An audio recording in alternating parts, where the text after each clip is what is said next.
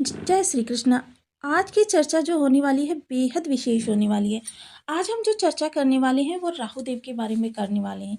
राहु देव देखिए 2025 से लेकर 2030 तक, क्योंकि ये अपने राशि परिवर्तन करने वाले हैं और राशि परिवर्तन करके ये अपने प्रभाव आपको किस प्रकार से प्रदान करने वाले हैं, इस पर पूर्णतया चर्चा करेंगे। देखिए राहु देव का राशि परिवर्तन होने जा रहा है और बेहद महत्वपूर्ण भाव में होने जा रहा है। वहीं शनि देव भी अपना राशि परिवर्तन करेंगे। शनि देव की चर्चा किस लिए विशेष है, क्योंकि शनि देव की चर्चा के द्वारा हम जानेंगे कि राहु आपको किस प्रकार से प्रभाव देंगे।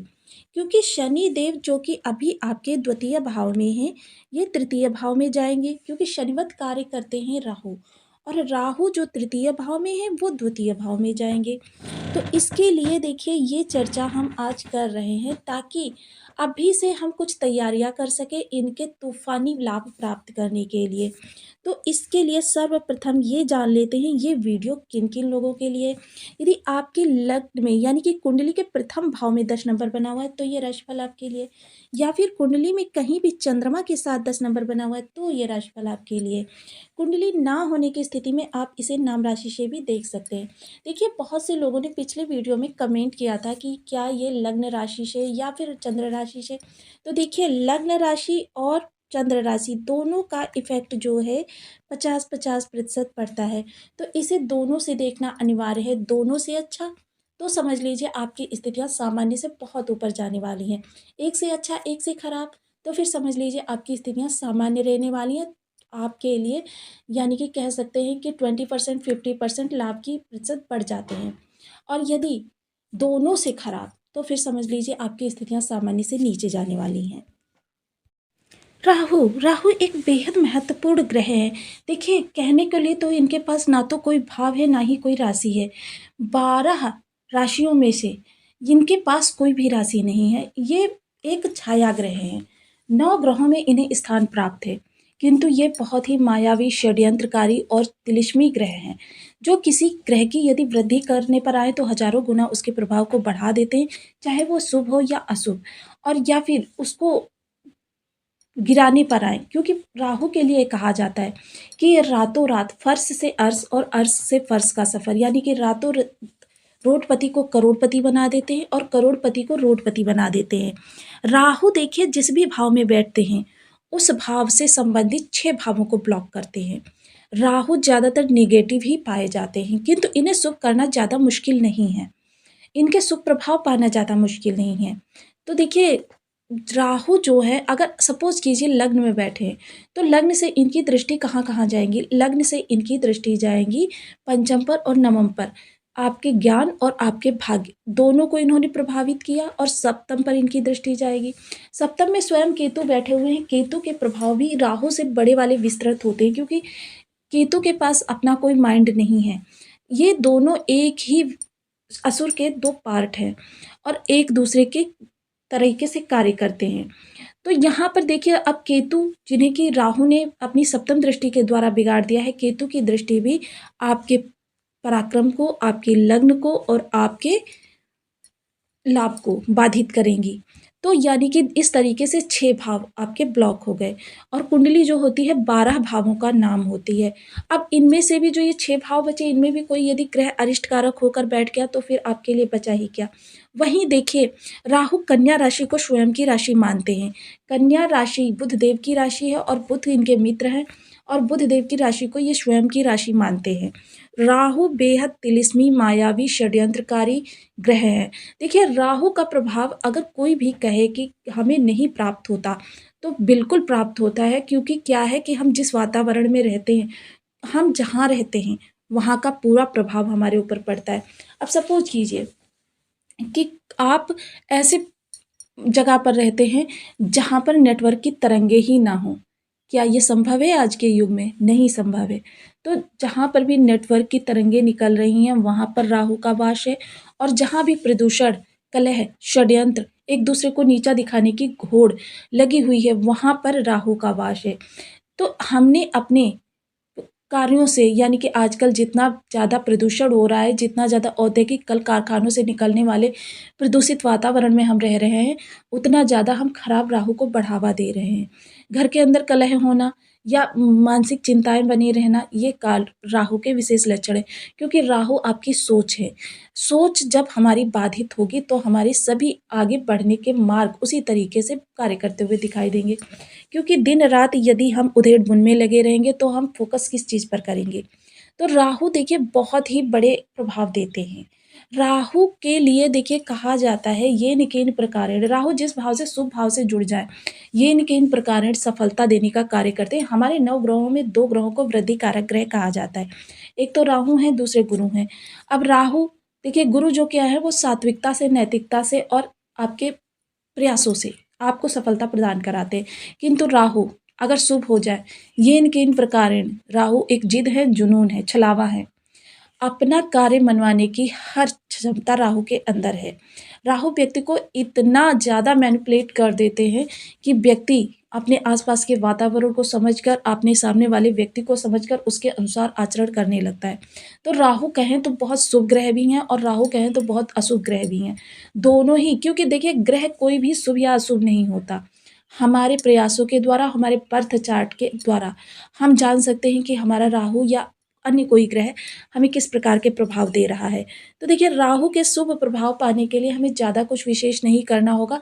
इसके बारे में हम वीडियो में ही चर्चा करने वाले हैं, लेकिन पहले जान लेते हैं कि राहु इस दौरान आपके लिए क्या-क्या सौगात लेकर आने वाले हैं। अब देखिए राहु की चाल जो कि वक्री है, तो वक्री अवस्था में राहु यहाँ पर आ जाएँगे कुंभ राशि में। कुंभ राशि जो कि 11 नंबर की राशि है और राहु का यहाँ पर आना, वहीं शनि कहाँ आ जाएंगे, मीन राशि में। मीन राशि में शनि का आना, शनि देखिए, शनि बेहद जिम्मेदार ग्रह हैं, शनि दूरदर्शी ग्रह हैं। तो यहाँ पर उपचय भाव में जब ये आएंगे तो इनके प्रभाव जो होंगे वो बहुत ही शानदार होने वाले हैं, क्योंकि शनि बेशक धीरे धीरे कार्य करते हैं किंतु दूरदर्शिता पूर्ण कार्य करते हैं। दूर तक सोचना, यानी कि आगे 10 सालों तक की सोचना, 20 सालों की सोचना कि भविष्य में जो भी कार्य आप कर रहे हैं, क्योंकि ये आपके पराक्रम का भाव है, ये डिसाइड करता है कि आपके जीवन में किस तरीके के प्रभाव आपको प्राप्त होने वाले हैं आपके कर्म के द्वारा। तो आपका कर्म किस दिशा में होगा, कितना सार्थक होगा, कितना सटीक होगा, उसका भविष्य में क्या प्रतिफल होगा, इन सब चीज़ों के बारे में शनि बहुत ही गंभीरता से सोचते हैं, गंभीर ग्रह है। और शनि रिश्तों की मर्यादा भी समझते हैं। यहाँ पर शनि गुरु के घर में हैं और गुरु की रिस्पेक्ट शनि बहुत ज़्यादा करते हैं। तो यहाँ पर शनि शुभ फल देते हुए दिखाई देंगे।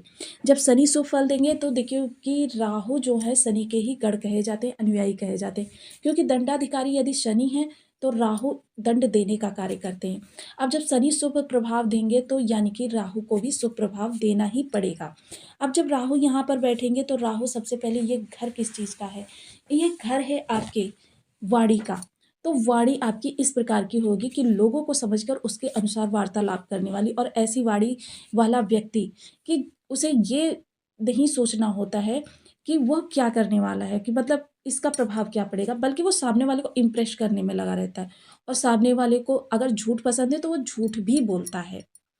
और जब शनि यहाँ पर थे तो क्या है, आपकी वाणी सत्यवादिता पूर्ण थी। तो क्या था कि आपको इससे मतलब नहीं था कि सामने वाले को कैसा लगेगा, आपको सिर्फ सत्य बोलना था। तो दोनों चीज़ों में ज़मीन आसमान का अंतर हो जाएगा। तो इस दौरान आपकी कोई भी डील है, कोई भी रिश्ते आपके खराब हो गए हैं, रिश्ते संभालने हैं, या कोई भी ऐसा कार्य जो वाणी के द्वारा आपकी बिगड़ सकता है, कोई भी कार्य अब नहीं बिगड़ेगा। वहीं खान-पान, देखिए इस दौरान आपके खान-पान के प्रति आपको बेहद सजग रहना है। राहु हो या शनि, कोई भी ग्रह हो, आपके खान-पान से वो उसको प्रभाव पड़ता है। वहीं अगर बात करें धन संचयन की, तो देखिए राहु जुनून है, और जब धन भाव में जुनून आएगा तो फिर आप धन संचयन के प्रति उसी प्रकार से मेहनत करते हुए दिखाई देंगे। और इस समय एक चीज़ और होगी कि इस वक्त आप हार्ड वर्क नहीं, स्मार्ट वर्क करने के लिए प्रेरित होंगे। स्मार्ट वर्क आपके जीवन को दिशा प्रदान करेगा। देखिए मजदूर क्या है, मजदूर कभी कभी ऐसा होता है कि पूरी ज़िंदगी वो सिर्फ मेहनत करता रह जाता है और जीवन यापन के लिए भी पूर्ण चीज़ें नहीं जुटा पाता है। किंतु जो स्मार्ट वर्क करता है वो देखिए थोड़े से समय में ही भूमि, भवन, वाहन, कोठी, बंगला, गाड़ी सब कुछ कर लेता है। वहीं देखिए किसी भी तरीके से कोई प्रॉपर्टी आपकी विवादों में फंसी है, उसको आप यहाँ से निकालने का कार्य करेंगे। अब देखिए पंचम दृष्टि यहाँ आपकी षष्ठ भाव पर जाएगी, तो षष्ठ भाव आपका यहाँ पर आपको प्रबल शत्रुहंता बनाएगी। अब देखिए, प्रबल शत्रुहंता बनने के लिए शत्रु होना आवश्यक है, तो थोड़े से आप विवादों में फँसे रहेंगे, थोड़ी-सी आपकी शत्रुता बढ़ेंगी, लोग आपसे जेलस फ़ील करेंगे और जेलस तभी फ़ील करेंगे जबकि आप आगे बढ़ेंगे, तरक्की करेंगे। तो देखिए, ये इस दुनिया की रीति है कि जिसको आगे बढ़ते देखते हैं, उसको अन्य चीज़ों में उलझाना चाहते हैं ताकि वो अन्य चीज़ों में उसका ध्यान बँटा रहे और वो अपने कार्य पर फ़ोकस ना कर पाए। तो इसलिए आपको इन सब चीज़ों पर ध्यान नहीं देता है, जब आप शत्रुहंता हैं, तो राहु स्वयं देख लेंगे। ऋण मुक्ति के रास्ते बनाएंगे और उसके साथ ही देखिए, जो लोग कंपटीशन में हैं उनके लिए तो यह समय काल बेहद बेहतरीन रहने वाला है। अब कंपटीशन देखिए, नौकरी पेशा व्यक्ति लोग के सामने भी आती है, कंपटीशन उन लोगों के सामने भी आती है जो लोग व्यापार कर रहे हैं। कंपटीशन में देखिए, गृहिणी वर्ग भी है, कंपटीशन में स्टूडेंट वर्ग भी है। तो देखिए, किसी भी प्रकार के आप कंपटीशन में हैं तो समझ लीजिए कि जीत 100% आपकी ही होने वाली है। सप्तम दृष्टि जब आपके अष्टम भाव पर जाएगी, तो अष्टम भाव देखिए, अष्टम भाव पर राहु की दृष्टि, अटका धन, गुप्त धन, ये धन आपके प्राप्त होंगे। आपको देखिए, कहीं से देखिए, जब आप प्रयास करेंगे तो इस दौरान क्या होगा, देखिए एक चीज़ नेगेटिव तो होती है कि ऐसा व्यक्ति अगर छल प्रपंच के द्वारा भी उसके पास धन आना हो ना, तो भी वो पीछे नहीं हटता है, जब राहु अष्टम से संबंध बनाते हैं तो। तो अगर कहीं पे आपको मतलब इस तरीके का कोई धन दिखाई दे रहा है कि आप किसी प्रकार से उसे प्राप्त कर सकते हैं, तो उसमें आप बिल्कुल भी नहीं हिचकिचाएँगे। तो अगर भौतिक दृष्टिकोण से देखें तो ये गलत नहीं है, किंतु अगर आध्यात्मिक दृष्टिकोण से देखें तो ये बहुत ही गलत चीज़ है। इसका विशेषकर ध्यान रखें। इसके अलावा लेकिन ये कार्य आपके लिए अहितकारी होगा क्योंकि शनि आपके राशिपति हैं, लग्नपति हैं।